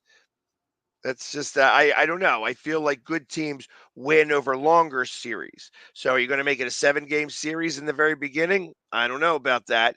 I guess you could make it five, and then you'd be like five, 5 game series, 5 game series, 7 game series, 7 game series. I just don't trust only a 3 game series with Right. the number 1 seed. Like that's just, I I think that think to only, have but I to think play that that only is. applies if the number one seed is coming into the playoffs on a cold streak and they need a couple of days off to regroup themselves and then come back in on a longer And series. listen, if they're Like, your you know number what one I'm seed, saying? if you're a number 1 seed and you're going in on a cold streak, then you must have had a fantastic year. But you better figure it out a different way at that point. You know what I I mean, mean? well, Because look at it that's what like I'm that. I saying. mean, the Rangers went into the season. They lost at the Astros at the very end. They hit a cold streak. They went into and then they got into the playoffs and did their thing. I mean, they weren't hot going into the playoffs. They got hot in the playoffs, though. So you're saying that we should talk about Rocky, and how Rocky was an underdog, and I mean, Cover let's. Lee! Let's go. I it's. Whoa. I like the underdog story. I just don't like I don't like the thought process attached to knocking the 1 seed out with a 3 game series. You know what I mean? It's like I feel like I I would prefer 6 teams or 7 teams. You could do it with the 2-7, only giving the number 1 seed a bye. So you would have, and then it'd be a 7 team playoff. But you have to reseed it and stuff like that. It's just, you know, I don't like the way basketball does stuff, but that's why they got to have it as a 5 game series. They couldn't do best of three. You had to Yeah. win five, so and then go to 7 game series. I kind of prefer the 7 game series, but you can't have I just feel baseball like in if you're the December. number one seed and it's really your year to do it, you're going to do it regardless of it's 3, 5, or 7. I mean, what's extra games going to do for you? If you're really the top dog, if you're really the best team out there, if you're really the creme de la creme, 3 games is you're just okay. That's a warm up. It's a warm up for the bigger teams, the fives and Yeah, the but sevens. that's not true. Because you got to put your number one up. So now you are automatically pitching your number one and number two starter, Right. because it's the playoffs. So you sweep them. You win those first 2 games. But now your 1 and 2 guy are now used. So now you got to go into your next playoff series without using your number one, two Unless you until put the. a buffer in there. What if you put a 1 or 2 day buffer Yeah, but to allow that again, guy to come back? that's not how playoff baseball should be. It's not how it should be. I don't want secondary players out there. I don't want I you know what I want to see my number 3 starter in the 3rd game of the series. I don't want to see him having to start the series because we won. You know what I mean? Yeah, like that's what bad teams have to do. That's why when you're the number 1 team, you get that extra added benefits. So, but okay, and okay. So, based on what you're saying, let's say you get in the next series, right? The next series would be what, 5 games. Right. At some point during that 5 games, though, that number 1 and number 2 starter would come up in the series. You know what I'm Yes, but saying? you're It but may not a be at the number 1 beginning of it, a but number 1 and a number 2 starter in a 5 game series should, maybe the number 1 specifically, but probably the 1 and 2 both could pitch 2 games. Even if it's 1, 2, 3, day off, 1, 2, or the opposite way where it's 1, 2, day off, 1, 2, 3, like Yeah. you should be able to get your number one pitcher specifically, but your number two pitcher possibly two attempts at a win there. And a 7 game series, it's a little different. You can wait to get there because it's But a even, seven but even game in a series. 5 game, there's going to be a day off that you're going to have to do a travel day on. That's what I'm talking about. Yeah, So, yeah. but if you have I to think you start with do your get number one and three two in pitcher, there. if you have to start with your number three pitcher, that means he's going to have to pitch twice. And I don't want to start my series with a number three pitcher if my number one pitcher, because my number one pitcher won the last series. You know what I'm saying? If I was the I can number see the one, 3 and the 4 you're not wanting to start if your rotation wasn't quite as strong. I can see that. But if you're a number 1 seed, typically your 1 through 4 should be fairly good, even if the 3 has to come in and start the series. They should be fairly good. I'm saying that as the number one seed, we shouldn't have to have that unless we're having 7 game series throughout. Like that's what I'm talking about. You can't. Yeah, I mean, I You, understand what you're saying. I got yeah, you. you'd have to have best of five, best of five, best of five, best of seven, best of seven. That's how it would have to go to make any sense if you're using 1 versus 8, because Let me ask you you this: don't want to take a if chance. you're going against that 5 game series, you come out the 3 game series, you're going against a 5 game series, and the manager of the opposing team says, "Okay, they're going to go with their number 3 guy." Do you go with your number 1 guy if you're the opposing team, or maybe do you match them with your number 3 guy because you want to keep it competitive and you want your number 1 to go against their number 1? I mean, how would you work that if you're the opposing team? So ultimately, if usually they would both be in the same situation. So all right, so think of it like this: you have your number one and your number two go. All right, so they go. There's a day off now because game 3 is not being played, and then you have another scheduled day off because if you have to go 3 games, you got to go to that next. You're not going to start a new series that next day. But I mean, you Right. might. I mean, it is Well, baseball, but usually you're there going is to a have day that off. or you're going to have that rest day off in between series. Right, but like I'm saying that what I think is like kind of like what baseball's doing now. The 1 and 2 seed get the bye, and then 3, 4, 5, and 6, 2 wild card or 3 wild cards and 3 division winners. So the number 3, the worst division, ultimately is, you know, I guess in theory, the number 3 seed that they get with the win of the division, and then ultimately 4, 5, and 6, and that's how they play each other. And that I like that, but it can only be a 3 game series for that because you didn't earn the fact to get the bye. But you can't have your guys not play a series for a week. Can't happen that way. Yeah. So if you didn't I win, would not want the Astros to go a whole week without playing baseball because them things are coming in cold. And I don't like that. well, not I only like that, I going to mean, those series cold. again, what showed that was when the Colorado Rockies, they went on that monster winning streak and they won. They swept, and then the Red Sox took forever. They were going 6 and 7 games to get to the World Series. So there was such a disparity in the timetable that it was like they were waiting. They're sitting there waiting and waiting and waiting. So game 7, they finally win it, the Red Sox. And at that point, it had been like 6 days that they hadn't played baseball Yeah. in Colorado, Yeah. which is cold. Yeah. So you're not even going outside to play baseball a lot. And that's why, I mean, there's no wonder that the Red Sox just swept them Yeah. because they That weren't was ready to play. ugly. So would you rather it be then in this case, based on everything you just said, would you rather have it be a 6 team on the AL side, a 6 team on the NL side? Is that the amount of teams that you would want going into the playoffs? I think so. You could do it with 7. You can make it so that only the best gets the bye. Because You that's what I know, want, the best. yeah, but like I Yeah. said, the only the best gets the bye.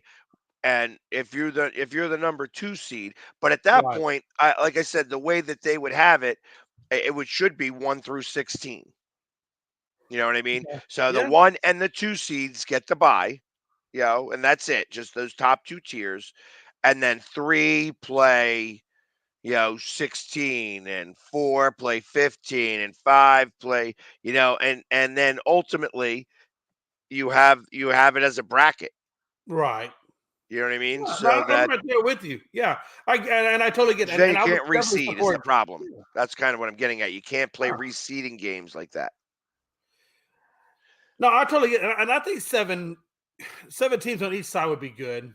It gives that, if you got 7 teams, you're going to have the creme de la creme of baseball on each side of the ball battling out for that championship. And sometimes Right. that number 7 team, it just gives them the opportunity to try to see if what they have makes it. And if they don't, then they don't have a leg to stand on or cry about why they weren't there. Well, yeah, but that's when you have potential of having a bad baseball team. Because if you have one conference so much better than the others, Yeah. you know what I mean? You're going to Mhm. have a bad baseball team going in as that number 7 seed. Typically, even and we've seen that at the number 6 seed, it's typically 88 to 90 wins. That means you had a good enough season to be able to be 8 or 10 games over 500. Comes out to be Yeah. like 12 games over 500, really, at 88 wins. So So did you like that what makes Stat Guy was saying a minute ago when he said that it was going to be the top 14, 16, whatever it was, teams across the board, AL and well, NL? that's why when you do it that way, you can't reseed. You're not able to reseed because ultimately if 3 is Right, going up against 16, it becomes like you're right, it becomes more like March Madness baseball that you right, once you've won the series, you're moving on, but it's got to mesh right. You're trying not to have the number 1 seeds go, but you don't want 1 versus 3 in the right, second round. You know what I mean? That means you got to have like 1 versus 6 or something like that cuz ultimately you figure that if either team wins, number 1 seed should still smoke them. right. But again, you can't have it as a 3-game series. It's got to be a 5-game series. Whoever wins that first 3-game series makes sense to make that because you want that over quick because you don't want these other teams sitting for too long. Just Good my point. opinion. No, I mean, and again, I think both things make. I think you can make a case for both. Whether you had the top 14 teams across and reseed it that way, I mean, you can make that work. Or if you just had, like you said, the top 7 of each side, and then go that direction. I think probably the top 7 of each side to me would make better sense. But Yeah, and then like I said, because it just at that point it's still 10 wins or 12 wins to win that and to win it. You know what I mean? Because that's really what you're counting. You're counting the wins. If you're in the wild card, it's 12 wins. If you're not, if you get the number 1 seed, it's 10 wins. 3, 4, 4. since we're on the subject of baseball, what do you think the outlook is for Yamamoto out there in the Dodger world? What if you had to put a prediction on it? If you're betting and doing stat lines, what is your theory of Yamamoto going out there and being the guy that everybody has talked about him being for the Dodgers? I think he's going to have a good season this year. I think it's going to probably be, everybody deals with pressure a little differently, and his pressure is going to be in a different language. You know what I mean? So Mhm. that is it's not the distraction for the rest of the team. Right. So ultimately, I think that he's going to wind up having a good season. And plus, he's got Otani there too. So it's like they're both. I mean, and what does he do in his very first at bat? Just hit a home run. You know what I mean? It's like it's Yeah. so it's going to be a little bit different because they're going to have each other Right. to kind of do that. And that's why I feel like he went there more than anything else. That they have It was his the comfort zone. He had somebody yeah. else he felt comfortable with. Let me ask you this though. Oh, Tony's been in the league for a hot minute now. I mean, this is his first rodeo, so he can adapt very super easily, pitcher and hitter, because he knows the gamut. He knows the whole routine. He's already settled in, right? Different team, but he's settled in. Yamamoto is literally coming here for the first time ever to play American baseball. And I'm asking specifically because now that they have this shortened season, or not shortened season, but shortened spring training, how is that going to affect him at a chemistry level with the catcher that's going to be calling the game. How do they develop their chemistry in such a short period of time in terms of his success? You know what? It just becomes a matter of, being in sync with your pitcher. I mean, listen, they have mechanics now to make sure that you're not steal, you can't steal a sign. They Right. have all that stuff. So it's, hey, this is fastball, this is curve, this is whatever. You don't need to speak the same language. It's and how does it like because you don't want to go out to the mountains. You don't understand what you're doing, what each other is talking about. Now I got to Mhm. imagine that Ichiro understands, not Ichiro, but Otani understands English just fine. You know what I mean? Right. It's just there is a sense of uh confidence that comes with the fact that you feel like that nobody understands you. You know what I mean? Right. That you're like, it's like, I could say whatever I want to under my breath and nobody's going to even understand what the hell it is that I'm talking about. You know what I mean? Yeah, Um, I do. I do. yeah, so there is some of that occurs. Like I said, I mean, a good pitcher's a good pitcher. You know what I mean? And a good pitch, you know, he's coming to a professional team. He's getting paid a lot of money to be here. A lot. And So I'm gonna assume that the Dodgers scouting team has done their work enough on him to know if he can or cannot translate to the American baseball realm, right? So, there would not have offered the contract. There's a reason why you only hear about one or two guys coming over. And it's such a big deal because you have to have that type of stuff. And he did have that type of stuff over there. You know what I mean? So when you're doing that well in a professional situation, I mean that's really what it is. That's professional baseball. It's I can't imagine why they don't have more people coming over because it doesn't translate 100%. That's like triple A plus. right. I think for me with a guy like Yamamoto, never having pitched in American baseball, so it's not a whole lot of scouting reports on him unless you go to the Japan League or whatever and do your looks there. But I gotta imagine, his first year. I gotta imagine his first year would be easier than possibly his second year when people have that first year we're filling him out, we're getting to know him, so forth. Second year, okay, now is the year we know this guy, we've seen him enough, and we can adjust to him. So for me with Yamamoto, it won't be so much the first year with him, it's going to be that second year and see how he goes on that second year. Yeah, I feel like that the first half of this year is going to be good. That ultimately, if he was going to, it's going to take him a minute to figure out. You got to get some tape on the guy. You know what I mean? So you're going to get your tape against him. Some of these teams are only going to face him once, but division's going to be able to see him over and over and over again. Oh So you're yeah. going to get the tape on it pretty quickly, and it takes about really for him to come here and get comfortable and you start seeing the velocity in a real sense. I figure you're going to need about 3 or 4 months of tape on him. So in August, look to find it. That's where they may get to him a little bit. It's the Right. dog days of summer. It gets tiring for him too. That he's going to give up some runs and stuff like that. It becomes a matter of how quickly you get your confidence back during those times. Because ultimately every pitcher will have a bad outing. And when he has his first one, it's going to be how he rebounds from that.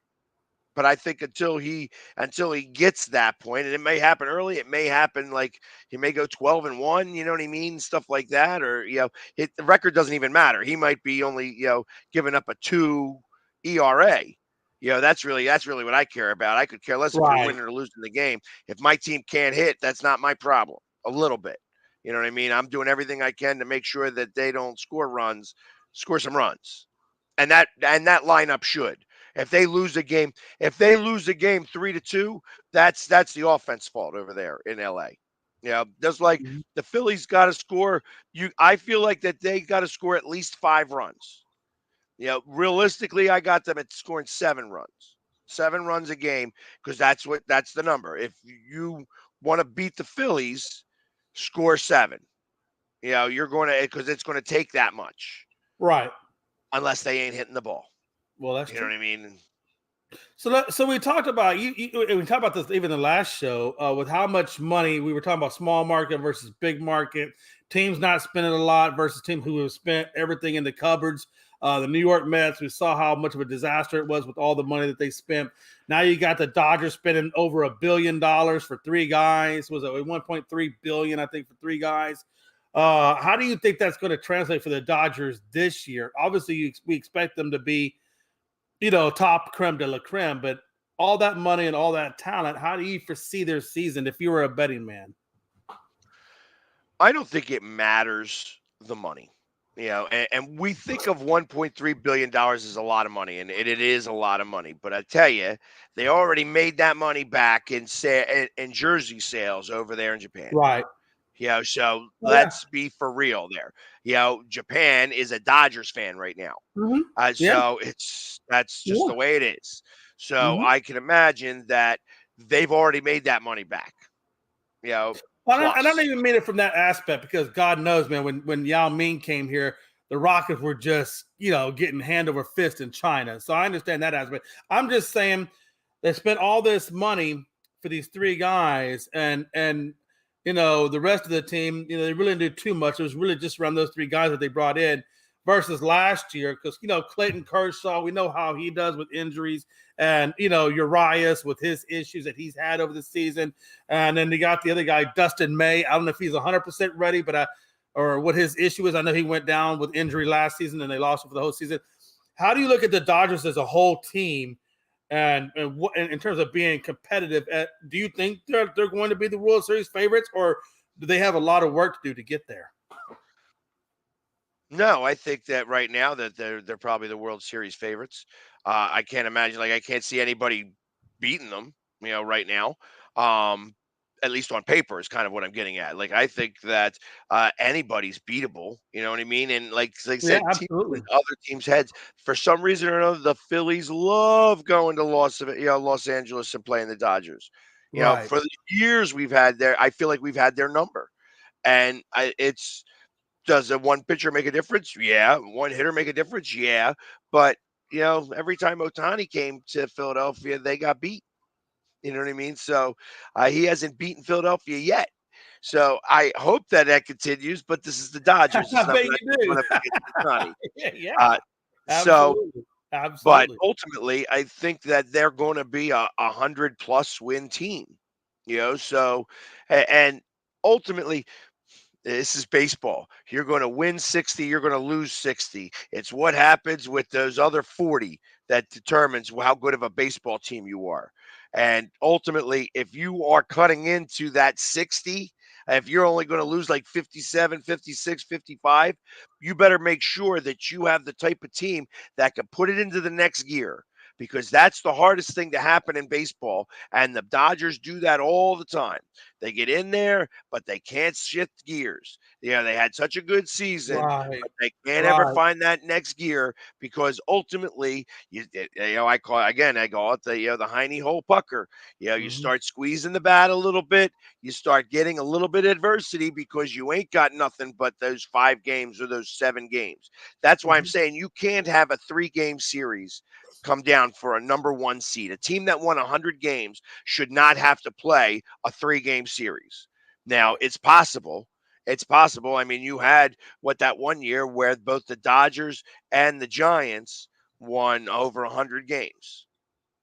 So Yeah. that just tells me that everybody else in baseball stunk. You know, but the Yeah. Giants got that weekend off. The Dodgers kept playing, and the Dodgers spanked them when it came against the Giants. Yeah, absolutely. And I've often said, the biggest acquisition that meant the most to the team outside of the players themselves was Bruce Bochy over there with the Rangers. I mean, that was just the right guy to bring into that team, and he really put that team back together and got them where they need to be. Robert, that wound up being denied. That's not happening the way that they reported that. It wound up the state of California was like, no, no, no, no, no, no. It's not how this works. Uh, you get to pay your taxes now. So you're going to pay the money on the taxes now as if what your contract states, not the way that you're deferring it. So you can decide to do that or not decide to do that. So it's not like they got away with anything on that. At least And that's kind of how that worked out. Like one way or another, somebody's paying that tax on that somebody contract. got to pay it. You're not Yeah. just deferring all that for no reason. But but like when you look at the Rangers, now they're getting DeGrom back from injury. They're gonna have a full accoutrement of staff. What is your expectation for the Rangers? I mean, do you see a repeat for those guys? Because honestly, they haven't lost anything. Yeah, but I didn't think that they were such a great team. DeGrom coming back, like that's kind of just like saying, okay, let's until he gets hurt again, because that's what he's Right. going to get hurt again, and DeGrom is the type of pitcher that he's old enough now where he probably is not going to go 8 innings, you I know, would agree with and that. yeah, Absolutely. so he's going to be 7 inning guy, I and would have which probably is be which 5 inning guy. no, Honestly. no, he's going to go 7. He can go through the third time through the batting order. That being said, what I feel like pitchers like that do is that they are able to um, get the batter focused so that when these relief pitchers come in, all of a sudden they can see the ball much, much, much better. And that's why they have such bad records. That's why DeGrom doesn't win more than he loses. Because Right.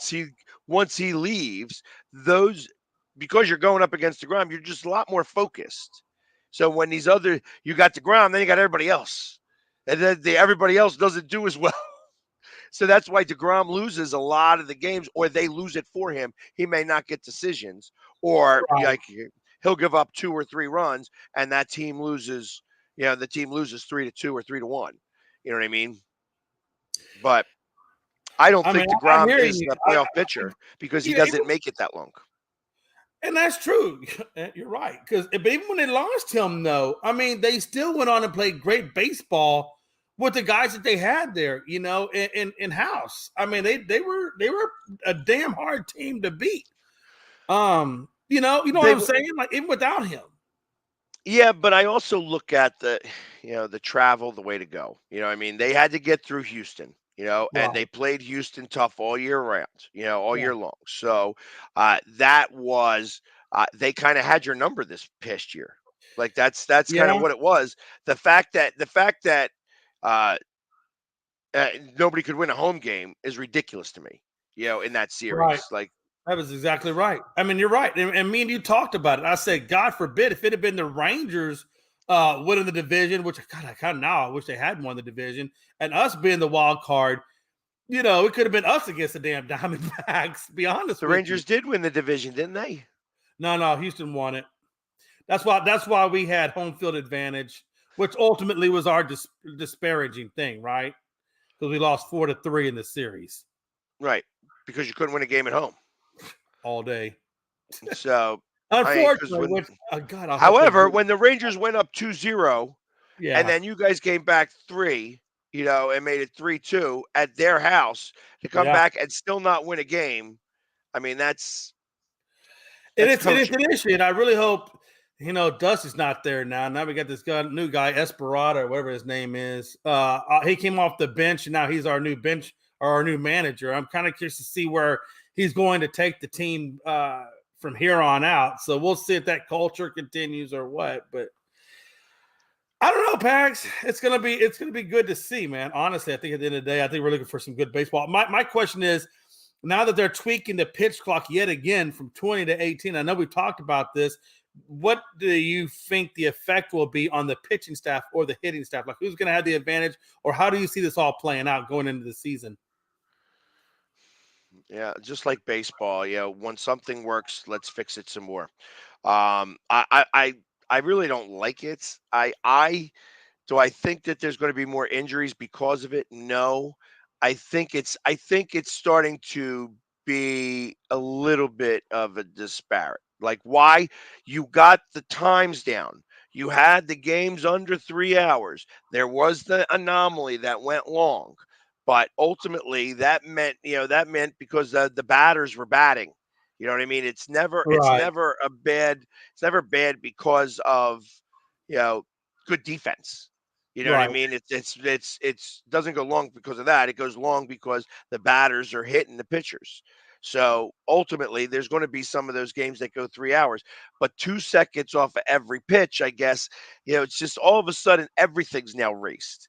Right. So all right, yeah, I'm gonna go try to take my lead. You know what I mean? It's like everything is trying to get a little rushed here, and I'm not a big fan of rushing at all. You know what I mean? It's Right. like give him the 20 seconds. I get it. He's got an extra couple of seconds. I guess they realize or they feel that it just doesn't matter. You know, but Yeah. pitchers are going to. We'll find out if pitchers start getting hurt out of the stretch because You that's know, and really what. that's kind of where I was going to go with that, because here's the thing, Paris, like I know, like everybody else knows, the difference between baseball and every other sport is routines, rituals. That sport is so on a ritual, it's so on a routine, it's stupid. And when you start putting a time limit on something, they can't do what they need to do with the batting gloves, because you always do that thing with the batting gloves, or they can't get the dirt, or they can't look left, they can't look right, they can't. And when you're a pitcher, you're used to getting into a certain rhythm, and now your rhythm it's either being rushed or whatever. It, I don't like it. I think, I understand they want to make baseball a faster game. I get that. And I guess obviously it's better for attendance and viewership, but it's such a ritualistic game. And they really change a lot when they start putting that time clock pressure on those rituals. Well, and that's I get it. I just again I thought 20 seconds worked. You know what I mean? I think that they started to. I really believe they started to. Uh, they had it right. They got it right. Like I actually wanted it a little bit longer. I wanted Right. it to 18 seconds for the batter. Like Yeah. like let's okay, here it is. Instead of 15, you got 18 seconds and 20 seconds. I thought that you want a little bit of you want to be able to get the right call or whatever, but 15 was fine. I could live with that. I just I don't know. The fact that it went down to 18 seconds, if I hope that they make the rule change back if they see that it's not working. Right. Let me ask you one So other thing, based on the whole time clock thing. And obviously baseball is strategy, right? The pitcher's trying to figure out the batter's trying to figure out the pitcher in terms of what's coming next down the pipe, is going to be in, out, whatever. Now that they have this time clock on there, how much does that mess up their strategic thinking, right? Because they don't have as much time to think about what pitcher's coming next, or what have you, or if you're the pitcher, what you're going to throw next, even. Or do you think that even matters, really? yeah, I think when it comes to the strategy, like those are and that's it's like I think of different mound visits. You have your cards now. They have these cards that they say, okay, I want to pitch it to this guy. I want to pitch to this guy. I mean, it's funny because some of the catchers even have like the football quarterback, thing, so I've they can seen that. figure out Hmm. so Yeah. that they can kind of see what's going on. you know, Realistically, you could probably have something in your ear and have the coaches kind of talk to you about it through it. You know what I mean? So if you Hmm. wanted to say like, "Hey, this is how I want to do it," I mean, there's so many different ways that this could happen nowadays because that's the way technology is that we wouldn't even know. You know what I mean? But I'm there really again, surprised that they haven't gotten there to that point, to be honest with you, where you have the little earpiece in, where you and the head coach or you and the pitching coach, could talk back and forth or hear the instructions, with things right, coming in on how they want to do it, you know. exactly. So that's I mean, I wouldn't be surprised if it's happened. Hey, listen, Houston knows a lot about that. We're banging trash cans and doing it like Yeah, Morse I code knew I and was stuff opening like that that. up for discussion. But ultimately, see, the only thing that I had a problem with is when he hit that home run. He said, "Don't take my shirt off because everybody will see the friggin' stimulation pad." You know what I mean? He still had to hit the ball. You could Like, he still was say, having a muscle spasm. That's all that was. It was massaging his muscle spasm, "Yeah, right, while he's on the field. That's all that was. It wasn't anything else. yeah, don't touch, don't take my shirt off." Don't touch, don't touch. Damn it, I hate this Damn crap. cheaters! But you did beat the Dodgers, which I was happy about. So. And the Yankees. I didn't really care that you guys cheated. It's just better that they didn't win either. I get to bust your balls about you guys when Frankie cheating gives me a hard and time bust their about balls about the fact they didn't win it. yeah, Frankie gives me a hard time about that. But I told Frankie, I was like, when we beat the Phillies, we swept the Yankees, swept them, and this Right. is and what's your excuse now? Now we don't have the buzzers, we don't have the trash cans, but yet we still sweep you. How you like them apples? Well, I thought the Yankees was a Fugazi team in the first place. I mean, they weren't the real team. It's just it wasn't completely there. Yeah, And it's just like and it kind of manifested last year too. You know what I mean? That they were out of it early. So it's I just kind of feel like the Yankees right now, it's a mentality. It's not a team. It's a mentality yeah. now is the problem. And that's Robert they're not says that Houston will forever be known as the cheaters, and that's okay because Seattle will always be known as the stepchild of the division that never could do a damn thing. So nobody cares about what you think, Robert. But I do love you, Robert, and I don't care. so uh I don't think what they did damaged baseball. I don't think so. Please, are you kidding me? You think that is that what you're saying? Because what about the Black Sox? Did that damage baseball? Did it? Yeah, well that did at the time. I No, just but I'm said that saying it that just said over the you long can't haul. bet on baseball. Over the long haul. I mean, it tarnished it for that 1 year, but after that, it didn't damage it. Baseball was still baseball. We still go out and pay these guys hundreds of millions of damn dollars. So apparently, it didn't hurt it too bad. Hey, listen, how many, you could take away all of St. Louis's championships that they won when they had everybody on steroids. You could take away every one of, see, that's where the slippery slope goes. The You know, slippery slope is in every damn sport, every one of them. There's cheating at some level. And if you don't think that, then you got your head in the sand. Now, yes, what are you gonna say? Houston got caught with some buzzer beaters. Okay, that's fine. But how much other stuff is going on that you don't know about or don't see on a professional, independent player basis that's cheating the game of baseball? They cheated every single time.